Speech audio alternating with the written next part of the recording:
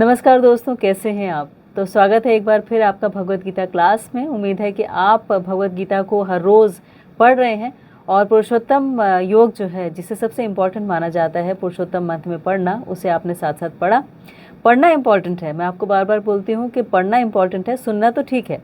तो क्लास में आप सुन रहे हैं भगवत गीता क्लास में, लेकिन इसके साथ साथ जब तक आप पढ़ेंगे नहीं, आपको ये समझ में नहीं आएगी। इसीलिए प्लीज़ पढ़िएगा ज़रूर। तो आज का श्लोक है, इति गुह्यतमं शास्त्रम् इदम् उक्तं मया नघः एतद् बुद्ध्वा बुद्धिमाना स्यात् कृताकृत्याश्च भारतः। और इसका अर्थ है, this is the most confidential part of the Vedic scriptures, oh sinless one, and it is disclosed now by me. Whoever understands this will become wise and his endeavors will know perfection. तो इसका हिंदी में अर्थ हुआ कि हे अनघ, ये वैदिक शास्त्रों का सर्वाधिक गुप्त अंश है जिसे मैंने अभी प्रकट किया है। जो कोई इसे समझता है वो बुद्धिमान हो जाएगा और उसके प्रयास पूर्ण होंगे। तो ये इसमें बताया गया है। मंगलाचरण कर लेते हैं। ओम अज्ञानं तिमिरन्धस्य ज्ञानञ्जनशलाकया चक्षुरुन्मिलितं येन तस्मै श्रीगुरुवे नमः। श्रीचैतन्यमनोभीष्टं स्थापितं येन भूतले स्वयं रूप कदा मह्यं ददाति स्वपदान्तिकम्। नमो विष्णुपदाय कृष्णपृष्ठाय भूतले नमो विष्णुपदाय कृष्णपृष्ठाय भूतले श्रीमद्भक्तिवेदान्त स्वामी नमस्ते सरस्वती देवी गौरवाणी प्रचार्य शून्यवादिभाषावेष्टा मुखं करोति वाचालं पुंगं लंघयते गिरिं यत्कृपातम् अहं वन्दे श्रीगुरुं दीनतारिणम्।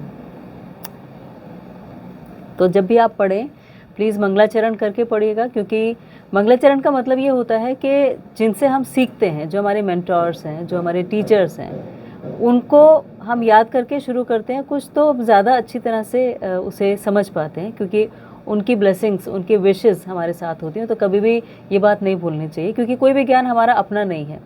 हमने हर ज्ञान, हर चीज़ किसी न किसी से ली है, हमें वो परंपरा से मिली है। तो उसे हमेशा याद रखना और उसके लिए इंडेटेड फील करना, उसके लिए कृतज्ञ होना बहुत ज़्यादा ज़रूरी है दोस्तों। तो ये जो श्लोक है कि भगवान यहाँ स्पष्ट करते हैं कि यही सारे शास्त्रों का सार है और भगवान ने इसे जिस रूप में कहा है उसी रूप में समझा जाना चाहिए। तो वैदिक शास्त्रों का सर्वाधिक गुप्त अंश भगवान ने बताया, जिसे मैंने अभी प्रकट किया है। और जो कोई इसे समझता है वो बुद्धिमान हो जाएगा, उसके प्रयास पूर्ण होंगे। तो ये एक भगवत गीता बेसिकली एक ऐसा ज्ञान है जो बहुत पर्सनलाइज्ड है, प्राइवेट है, जो बहुत सीक्रेट है, एक सीक्रेटिव नॉलेज है, क्योंकि ये हर एक को समझ में नहीं आती, पहली बात तो। और दूसरी बात, इसे समझने के लिए हमारे अंदर सरेंडर होना चाहिए, फेथ होना चाहिए। हम कितनी बार भी इसे पढ़ लेंगे, हम समझ नहीं पाएंगे अगर हमारे अंदर फेथ नहीं है।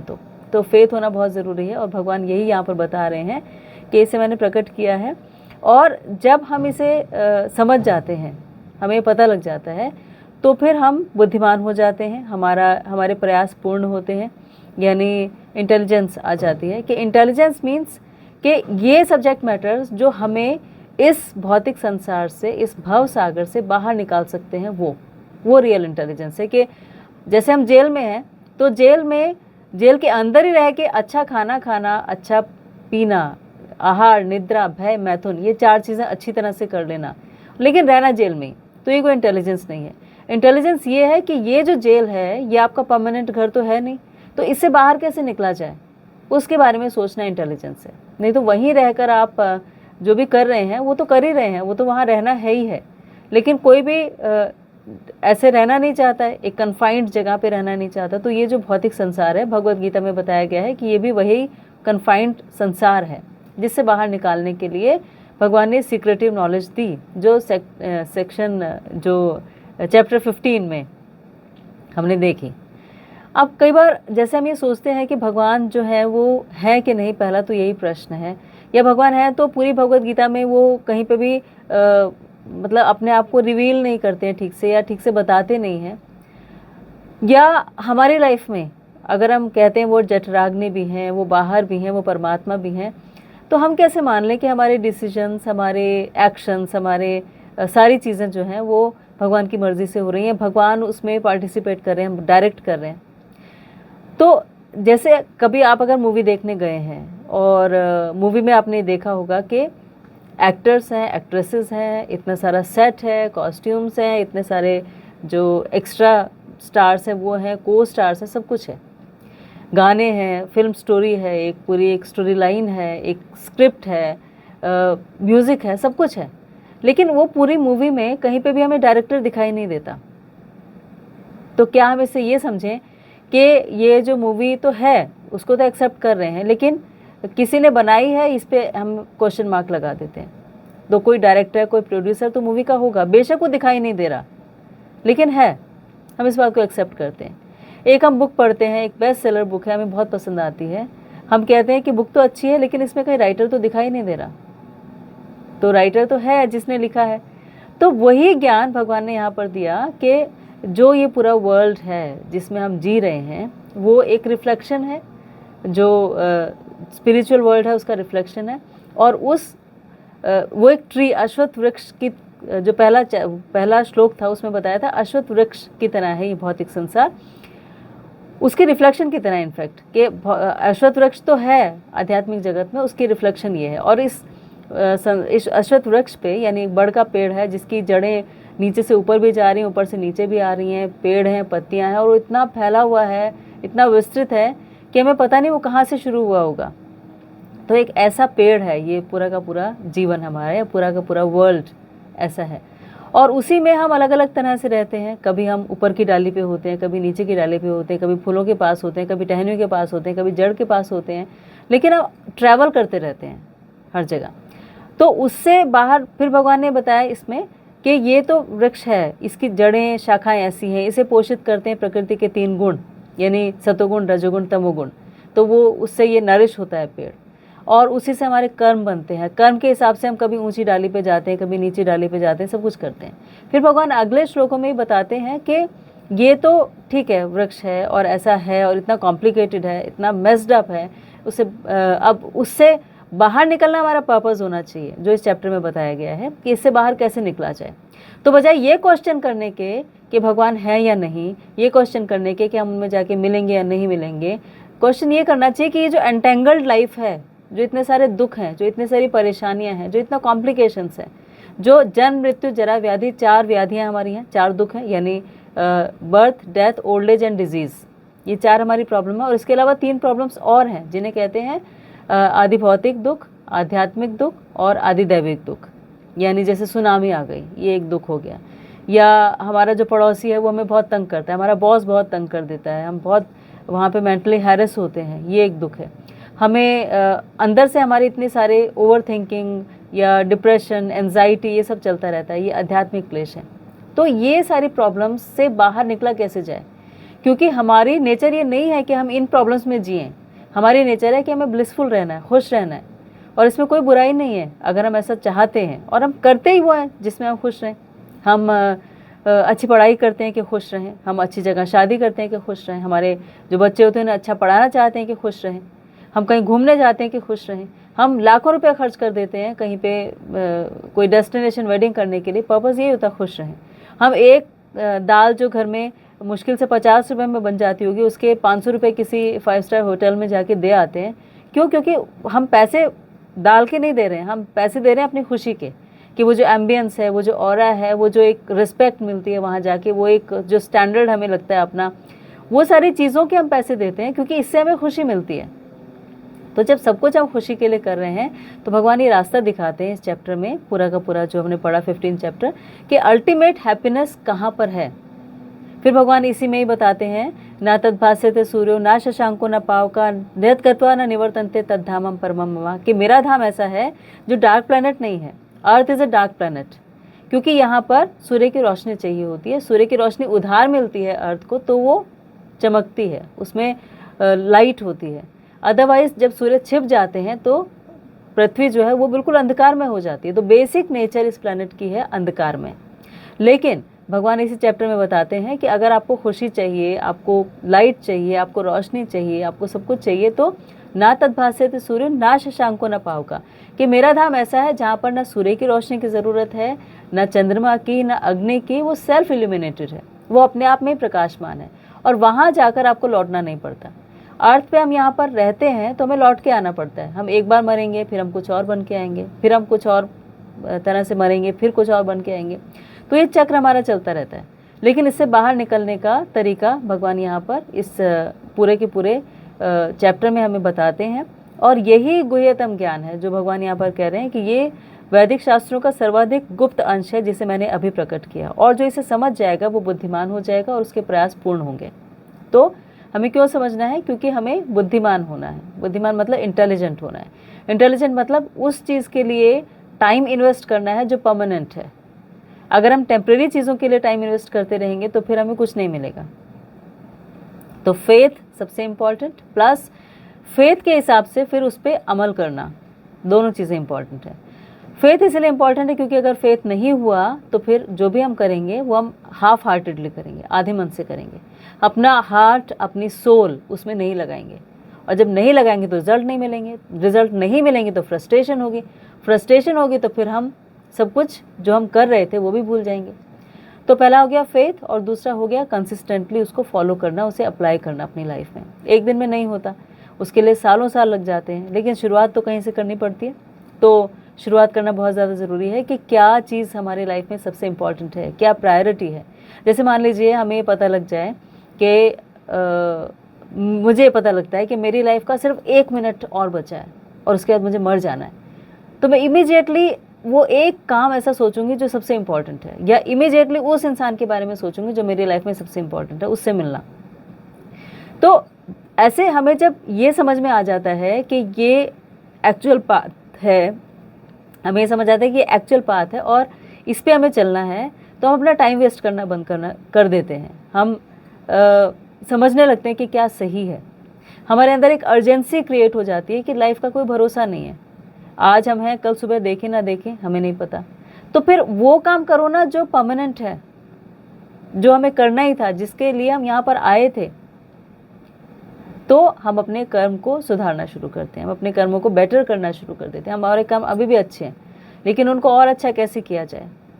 ये वैसे ही है जैसे कि मान लीजिए हम बीमार हैं तो हम डॉक्टर की दवाई लेने में थोड़ा सा लापरवाही कर देते हैं, लेकिन जब पता है कि हमें 1 महीने बाद किसी इवेंट में पार्टिसिपेट करना है, मान लीजिए कोई बहुत अच्छा वो है बैडमिंटन प्लेयर है, उसको पता है कि 1 महीने बाद उसका टूर्नामेंट है, उसको जाना है, तो वो 1 महीना बिल्कुल स्ट्रिक्टली डाइट फॉलो करेगा, दवाई टाइम से लेगा, सब कुछ करेगा। और उसे पता है कि उसे नहीं जाना है तो वो क्या करेगा, कभी दवाई लेगा, कभी भूल जाएगा, कभी डाइट फॉलो करेगा, कभी कहेगा क्या फ़र्क पड़ता है, एक दिन खा भी लिया तो उसकी अर्जेंसी नहीं आएगी दिमाग में। तो अर्जेंसी क्रिएट करने के लिए भगवान ने यहाँ पर सारी चीज़ें एक्सप्लेन की, जिससे कि हम एक्चुअली उस पर्पज़ को समझ सकें। और यही वैदिक नॉलेज जो है उसका पर्पज़ यही है, उसका सार यही है कि वो अर्जेंसी हमारे माइंड में क्रिएट हो। और हम जो इतना टाइम वेस्ट कर रहे हैं, कभी कोई गेम, ऑनलाइन गेम खेलते हैं, कभी बहुत ज़्यादा टीवी देखते हैं, कभी बहुत आउटिंग करते हैं, बहुत कुछ हम करते हैं जो अल्टीमेटली तो कहीं हमें फ़ायदा देने वाला नहीं है। तो वो करना अच्छा है, करना ज़रूरी भी है, क्योंकि आप जब तक ज़िंदा हैं तब तक ये सारी चीज़ें ज़रूरी हैं। लेकिन इसके बाद क्या, उसकी तैयारी करनी भी ज़रूरी है। जैसे एक राजा था और एक आदमी था, एक राज्य में रहता था, और उस राज्य का ये रूल था कि एक राजा जो बनेगा वो 1 साल के लिए राजा रहेगा, और उसके बाद 1 साल उसको बहुत रिस्पेक्ट मिलेगी, इज़्ज़त मिलेगी, सब कुछ मिलेगा उसको, बहुत अच्छा खाना रहना सब कुछ, हीरे जवाहरात सब मिलेगा उसको। एक साल के लिए पूरे ख़जाने की चाबी भी मिल जाएगी। लेकिन 1 साल के बाद उसे उस राज्य को छोड़कर और नदी के पार दूसरी तरफ जाना पड़ेगा जहाँ पे जंगली जानवर रहते हैं। अब इस डर की वजह से कोई भी राजा नहीं बनता था, क्योंकि 1 साल के लिए कौन ही करेगा ये सब। तो फिर एक आदमी बोला कि मैं 1 साल के लिए राजा बनूंगा। तो सारे खुश हो गए और उसको राजा बना दिया गया और उसको बताया गया कि ये शर्त है। तो उसने कहा ठीक है। अब 1 साल जब ख़त्म होने को आया तो उस राजा ने बोला कि अब सिर्फ 3-4 दिन बाकी हैं, मैं राज्य करके और ये राज्य छोड़ के चला जाऊँगा। तो वो चला गया। अब बाकी जब राजा जाते थे वहाँ पर तो नदी के पार करके जंगल में जाते थे तो जंगली जानवर उन्हें खा जाते थे, उन राजाओं को। लेकिन ये जो राजा था ये बहुत इंटेलिजेंट था, तो इसने क्या किया था कि जब 1 साल यहाँ राज्य शुरू किया, उसी टाइम उसने नदी के पार जो जंगल था उसको कटवा के थोड़े से हिस्से को साफ करवा के और ऐसे एक पैरेलल महल वहाँ बनाना शुरू कर दिया था। और जब 1 साल का टाइम यहाँ पूरा हुआ तो 1 साल में वहाँ पर दूसरा महल बन गया था और वहाँ जाके वो बहुत खुशी से अपना जीवन यापन कर सकता था, क्योंकि उसने 4 दीवारी बनाई थी प्रोटेक्शन के लिए, उसने वहाँ नौकर चाकर रखे थे, उसके पास यहाँ खजाने की चाबी थी, तो उसने अपने हिस्से का वहाँ पे थोड़ा बहुत सामान जुटा लिया था, उसने अपने परिवार को वहाँ भेज दिया था, तो सब कुछ उसने किया। सिमिलरली जब हम यहाँ पर सब कुछ अच्छा भोग रहे हैं, हम घूमने जाते हैं, फिरने जाते हैं, हम अच्छा खाना खाते हैं, हम लोगों से मिलते हैं, हम टीवी देखते हैं, हम ऑनलाइन गेम्स खेलते हैं, हम अच्छे कपड़े खरीदते हैं, सब कुछ हम कर रहे हैं, अच्छी नौकरी भी करते हैं, अच्छा पैसा कमाते हैं, अच्छी इन्वेस्टमेंट्स करते हैं। सिमिलरली एक इन्वेस्टमेंट जो ये सब छोड़ के जाने के बाद चाहिए होगी, उसके लिए टाइम निकालना भी तो ज़रूरी है। तो ये सर्वाधिक गुप्त अंश वैदिक शास्त्रों का है जो भगवान यहाँ पर बताना चाह रहे हैं कि यहाँ सब कुछ करो, लेकिन अल्टीमेटली जब तुम यहाँ से छोड़ के चले जाओगे तो क्या, तो उसकी तैयारी भी तो करनी ज़रूरी है। तो ये वैदिक सार यहाँ पर बताया। जो लास्ट वो है कि ऐसा व्यक्ति बुद्धिमान है और दिव्य ज्ञान से पूर्ण है, क्योंकि वो ये समझ पाता है कि इस भौतिक कलमश से बाहर कैसे निकला जाएगा, ये जो परेशानियां मैं इस समय झेल रहा हूँ इससे बाहर कैसे जाऊँगा, और इससे बाहर जाना ज़रूरी है। नहीं तो हम थोड़ी चाहते हैं कि हम यहाँ से जाने के बाद सफ़र करें और दुखी हों, परेशान हों। हम सभी चाहते हैं कि हम हमेशा खुश रहें। तो भगवान वो खुश रहने की उसकी जो चाबी है वो हमें यहाँ पर दे रहे हैं। तो और जहाँ पर भगवान होंगे वहाँ कभी अंधकार नहीं होगा। कृष्ण सूर्य सम माया है अंधकार, जहाँ कृष्ण है वहाँ नहीं माया का अधिकार। ये कहा जाता है कि जैसे सूर्य आता है तो उजाला हो जाता है और अंधकार ठहर ही नहीं पाता, ऐसे ही जब हम सत चित आनंद यानी ईश्वर, जो यहाँ पर भगवद गीता में बताया गया है, उनसे प्रेम करते हैं, उनके साथ रहते हैं, तो वहाँ पर कभी डिप्रेशन, एंजाइटी, प्रॉब्लम्स आ ही नहीं सकती। इसलिए प्रत्येक व्यक्ति को चाहिए कि वो बुद्धिमान बने और शुद्ध भक्त बने। शुद्ध भक्त मतलब कि डिवोशनल सर्विसेज भी करे अपने टाइम के साथ साथ, अपने और चीज़ों के साथ साथ। नहीं तो अगर वो कितना भी सामान्य दृष्टि से देखा जाए तो बुद्धिमान हो, लेकिन वो पूरी तरह से बुद्धिमान नहीं हो सकता। तो अर्जुन को यहाँ पर उन्होंने कहा है अनग। अनग का मतलब है निष्पाप। निष्पाप मतलब जब तक हमारे सारे प्रॉब्लम्स, हमारे सारे सिंस खत्म नहीं होते तब तक हम भगवान को समझ नहीं सकते। और जैसे हम पढ़ते जाते हैं, जैसे हमने बात की थी, सिर्फ सुनने से भी हमारे बहुत सारे जो ऐसे काम हैं, जो ऐसे डीड्स हैं, ऐसे कर्म हैं जो हमें भक्ति करने से रोकते हैं, वो ख़त्म होते जाते हैं और हम धीरे धीरे इस बात को समझ पाते हैं। और इससे हमारा जो वीकनेस ऑफ हार्ट है, जिसकी वजह से हम कमज़ोर पड़ जाते हैं, हम अपने लक्ष्य की तरफ नहीं जा पाते, हम बहुत सारी प्रॉब्लम्स में घिर जाते हैं, वो भी ख़त्म हो जाता है। ये उसका एक बाय प्रोडक्ट है। तो सब कुछ ठीक करने के लिए इस अध्याय में बताया गया है कि हम अगर इसे ठीक से पढ़ते हैं, पुरुषोत्तम योग को समझते हैं, ये जो अंतिम श्लोक है, तो इसमें अपने हृदय की दुर्बलताओं से मुक्त होने की विधि का वर्णन हुआ है और उसके बाद पुरुषोत्तम योग के बारे में बताया गया है कि कौन भगवान, क्यों उन्हें भगवान कहा जाता है, जो हमने इतने सारे श्लोकों में देखा, और अल्टीमेटली हमारा उनसे संबंध कैसा है। हम समझ भी जाएं कि वो भगवान है तो फिर आगे क्या करें। तो ये सारे प्रोसेस अभी तक हमने ये सारे श्लोकास में देखी। उम्मीद है कि ये जो क्लास है इससे आपको बहुत फ़ायदा हुआ होगा और आप अब पुरुषोत्तम योग को ठीक से पढ़ पाएंगे। भगवद गीता के बाकी भी चैप्टर्स हम पढ़ेंगे धीरे धीरे, लेकिन आपने अभी तक इसको पूरा देखा और ये पूरा चैप्टर एक साथ पढ़ा, और वो भी इस मत में जो बहुत ऑस्पिशियस माना जाता है, बहुत अच्छा माना जाता है। तो उम्मीद है कि इससे आपकी लाइफ की काफ़ी सारी प्रॉब्लम्स कम होंगी और आप खुश रह सकेंगे। प्लीज़ अपना बहुत ख्याल रखिएगा दोस्तों। इस वीडियो के लिए टाइम निकाला, इसके लिए आपका थैंक यू।